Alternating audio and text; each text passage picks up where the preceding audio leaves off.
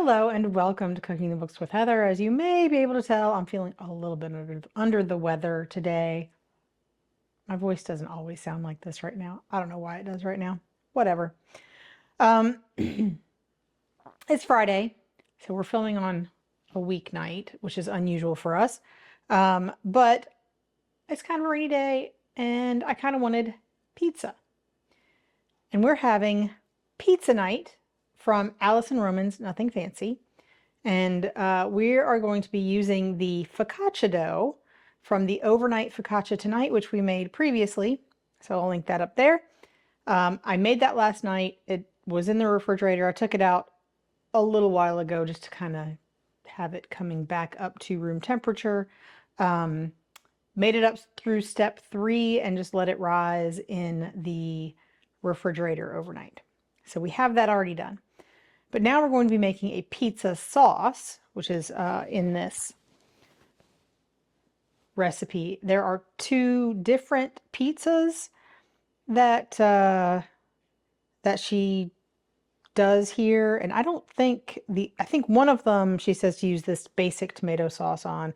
The other one does not have any tomato sauce on it, I don't think, unless it's not in the instructions here. But so the first thing we need to do is get this sauce going, because we're just going to simmer it for a while.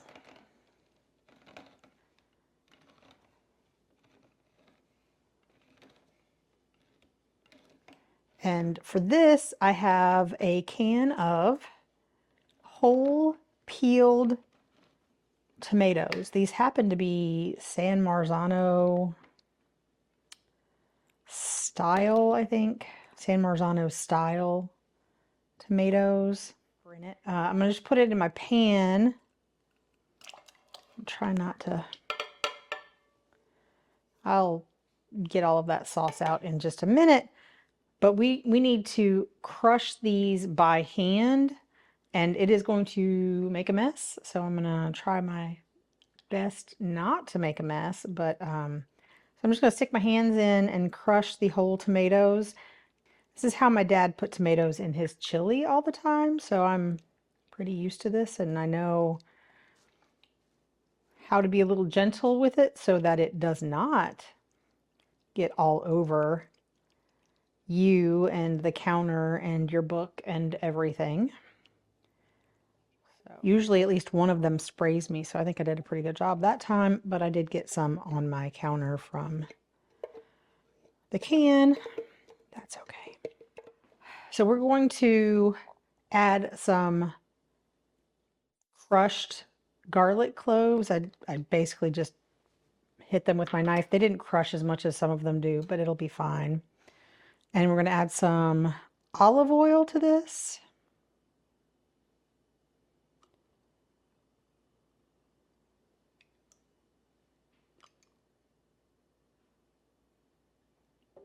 There we go. And season it with some kosher salt.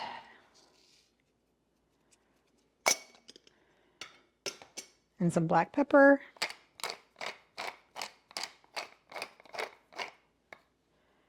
And I'm going to put a little bit of this. I've got a ton of crushed red chili, or red chili flakes. This was very cheap at the grocery store, so I will have enough for a long time now. And I'm just going to put a little pinch in there.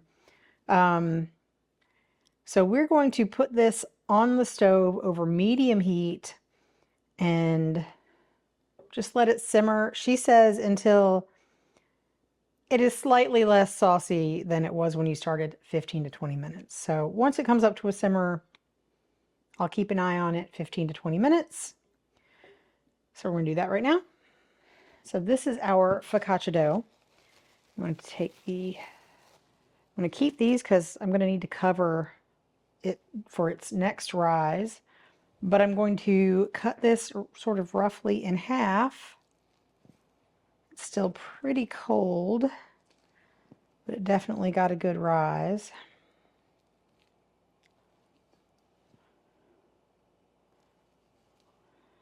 All right. I think I'll be able to manhandle that out. So we have a baking tray, I think she says just a half sheet pan, 2 rimmed baking sheets.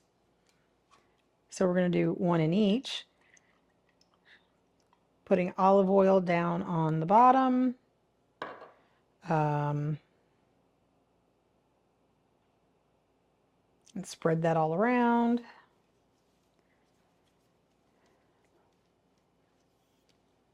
Using your hands, as she says. And then take half of this dough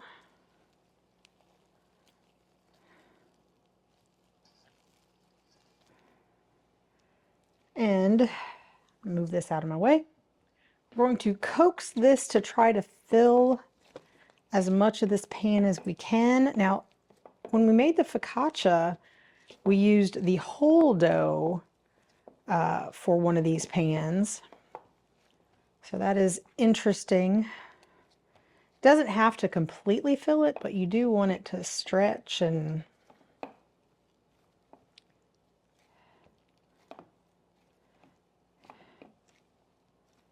take up more of the space, which it's really hard when it's very greasy. There's a lot of olive oil in that pan. So it's hard to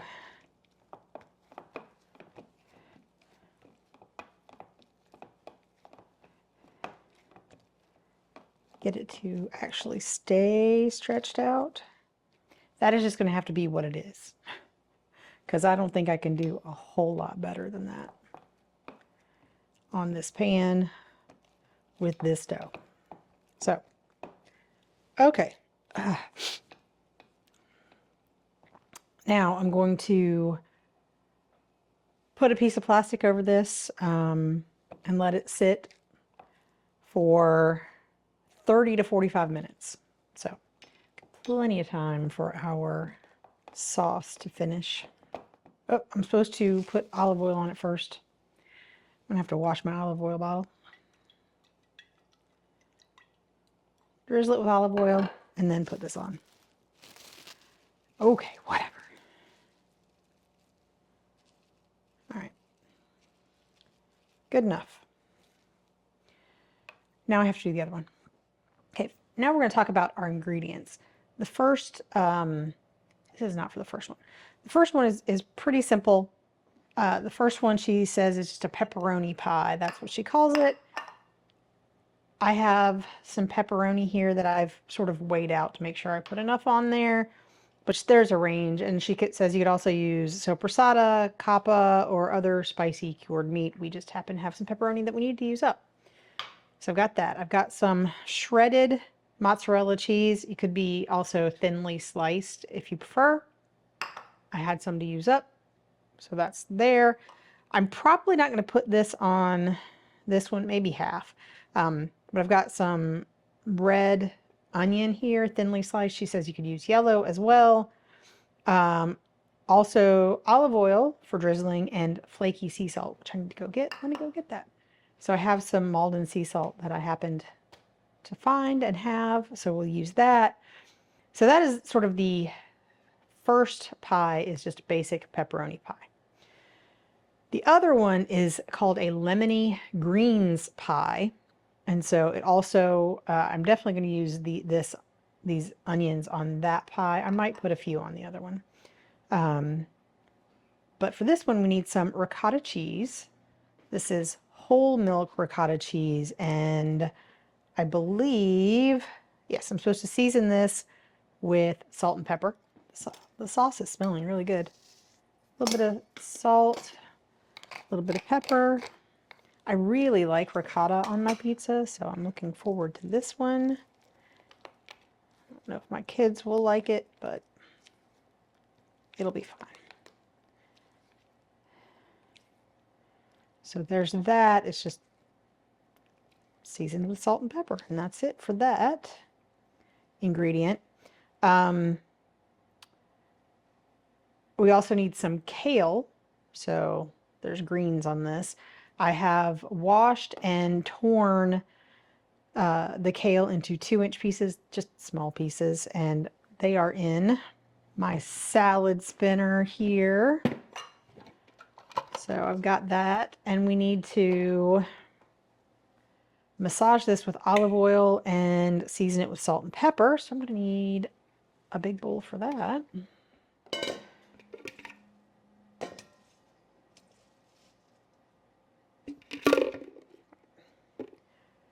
All right, so I'm going to just, I don't think she's, yeah, just, there's no measurement for this. So I'm just going to put some oil on there.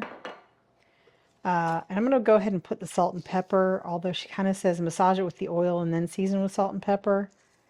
I'm going to put the salt and pepper on now before I get my hands all dirty.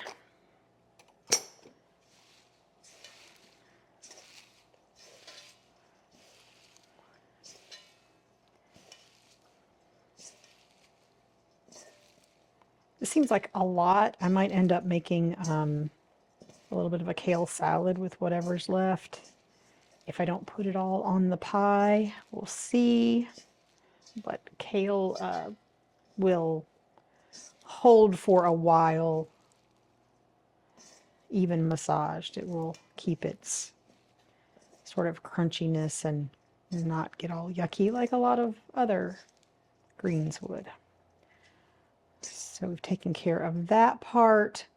I have a lemon on my cutting board behind me. We're going to need some Parmesan or Pecorino cheese, just finely grated. I'll do that sort of at the last minute over the pie. And I'm also going to need some tender, leafy, fresh herbs like parsley, basil, mint, or chives.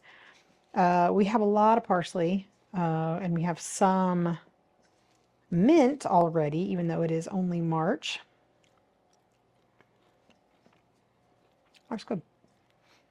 So I will be going to gather that. And I think other than that, we are ready to put our pies together, and we have about 30 minutes. 10 minutes left on our sauce, but I'll show you what it looks like when that's done. And I'm going to go gather the herbs that we need for our greens pie, and that's it. We'll be ready as soon as the dough is ready. So when the dough is ready, I'll let you know. My dough's been sitting in the pan for probably about an hour. It was cold, so she says you'll know it's ready when it is light, puffy, and buoyant. It definitely looks lighter. And we're supposed to, like when we did the focaccia, sort of dimple it like this. I think that is fine. I probably could have spread it out a little bit better, but it is what it is at this point. So we're going to be making the pepperoni pie first. And she says to just lightly coat it with tomato sauce, because if you put too much on it, it just won't cook right. The toppings will all slide off. You got to be careful with the sauce, not put too much. So this is my sauce. I'm going to try not to get the garlic cloves, but they'll be fine if you do. There's one. It's probably hot.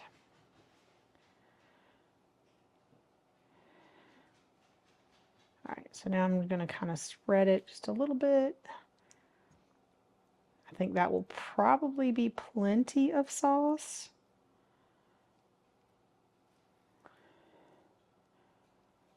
Maybe too much, but I think it'll be fine.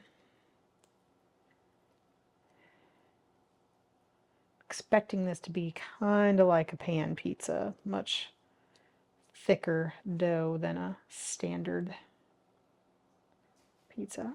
I go put this back on the stove, and then I'll probably freeze the rest of this in something. I don't know what yet. But so we have our sauce, and now she says to just put the scatter with the mozzarella, and she doesn't really say a particular order to do this in, but I'm going to go with the cheese first. Sort of keep the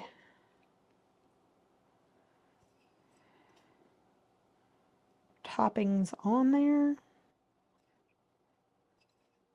You can use whatever toppings you like, but I am going with the ones that she suggests just because that is generally what I do here.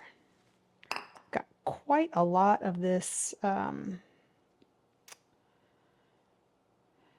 pepperoni.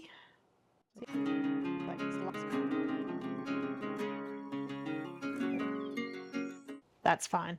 I'm going to put a little bit of this onion on, put it on this side that seems to be a little bit thinner.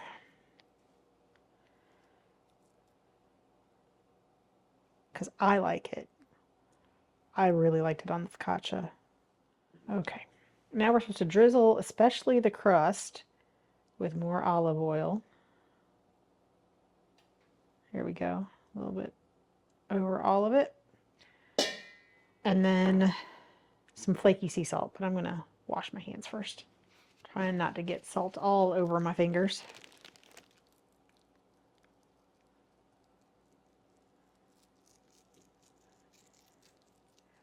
Just gonna put a little bit on this one because it's got more salty ingredients on it than the other one will.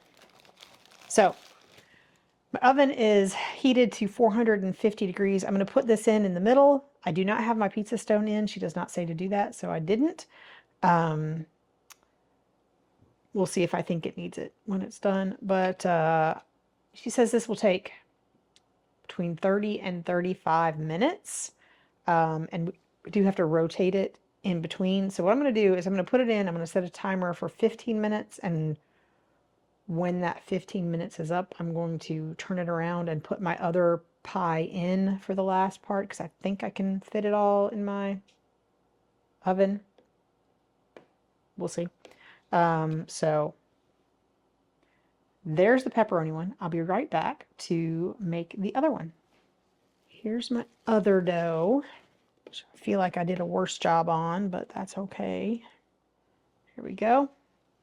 So for this one, I'm gonna have to refer to my book a lot. I'm gonna dollop the ricotta. I'm gonna get some other spoons for this.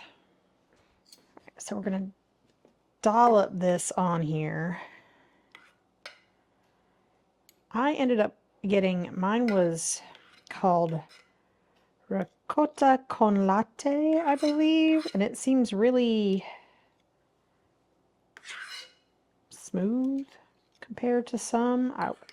I was definitely going for the fancy stuff for this, just because this seemed like a fancy pie.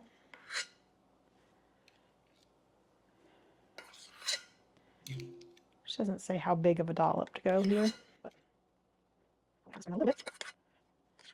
Remember, we seasoned this with salt and pepper already. Just salt and pepper. Scatter with the kale.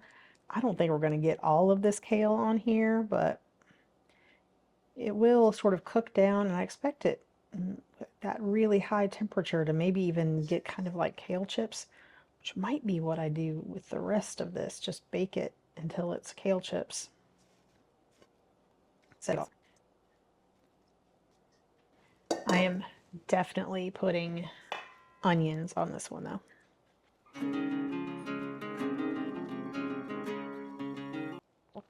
Now I have to get out the Parmesan, and we're gonna just grate some Parmesan over the top. Or Pecorino Romano, whatever you have that's a nice, salty, hard Italian cheese.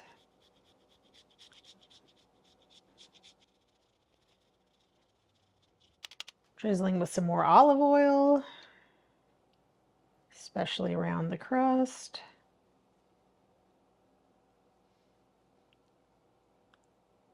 Put it all over on this one. And flaky sea salt. Put maybe a little bit more on here. Maybe salt and pepper, or maybe pepper. I think I don't want any more of the other salt, but because we put plenty of that on there, but maybe a little bit of pepper.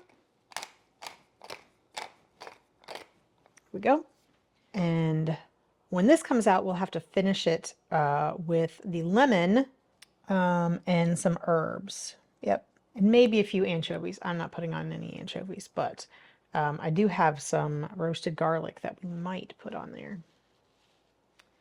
We'll see. Yeah.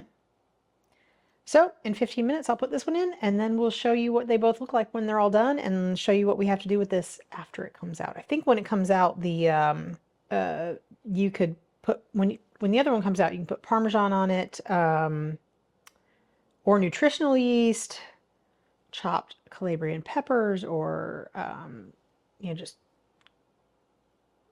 chili peppers, the chili flakes that quite often pizza places have in a shaker. Or fresh herbs on that one. We're going to leave the other one as it is, except for a little bit of Parmesan cheese.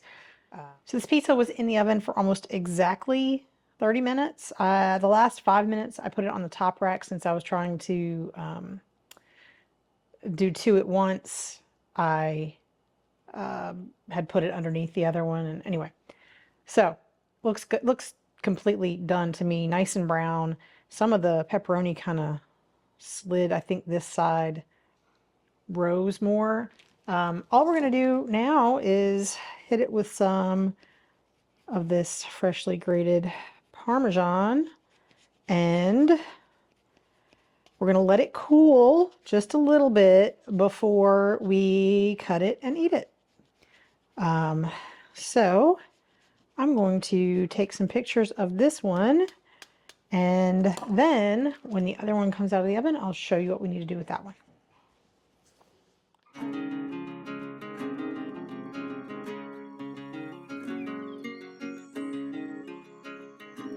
On this episode of Cooking the Books with Heather, you watched me make Pizza Night from Alison Roman's book, Nothing Fancy. And this used the focaccia that we made previously, the dough for that, which I made the day before and let rise in the refrigerator. Brought it out when I started making the sauce and stuff. Although you can also make the sauce, she says, up to 5 days ahead and refrigerate it. Or you can make it however much ahead and freeze it. I currently have probably have about 2 8-ounce containers in the freezer, which would be enough for probably at least one pizza, maybe 2, depending on the size of the pizza and how much sauce you want on it. And I have to say, I really, really enjoyed the sauce. And I don't know if it was the type of tomatoes that I used.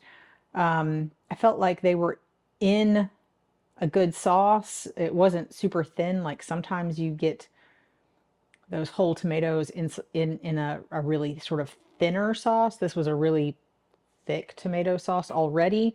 But it was really interesting that as soon as it started simmering, it smelled like pizza sauce to me, which was a distinctly different smell than like when I make spaghetti or lasagna or anything like that. It just smelled like pizza sauce, and you don't even add all that much stuff to it. So that was interesting to me, but it was really good. And I'm glad that I have some in the freezer for more pizzas later. The one batch of dough makes 2 large pizzas. She says she serves 8 to 12 people. I would say definitely 8. And you could probably separate it into 4 and use quarter sheet pans instead of the half sheet pans.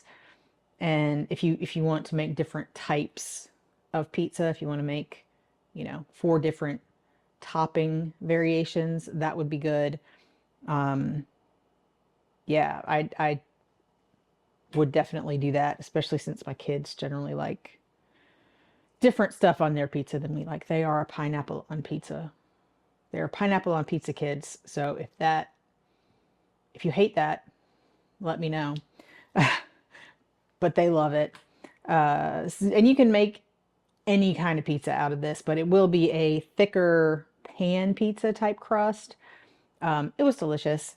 The sauce with the pepperoni pie that we made was delicious. I really like a white pizza, so the lemony greens pie was good for me. I don't know if I liked sort of all the parsley on top.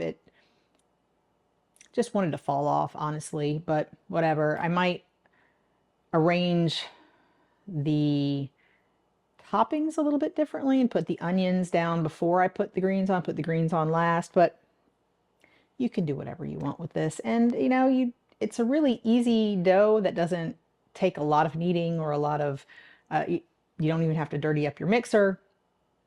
So yeah, I enjoyed this. I will definitely be doing this again. I'm not sure I will be making the lemony greens pie again, but we'll put whatever our favorite ones are. I probably will be putting thinly sliced red onion on more pizzas, bread products, because that I really, really enjoy.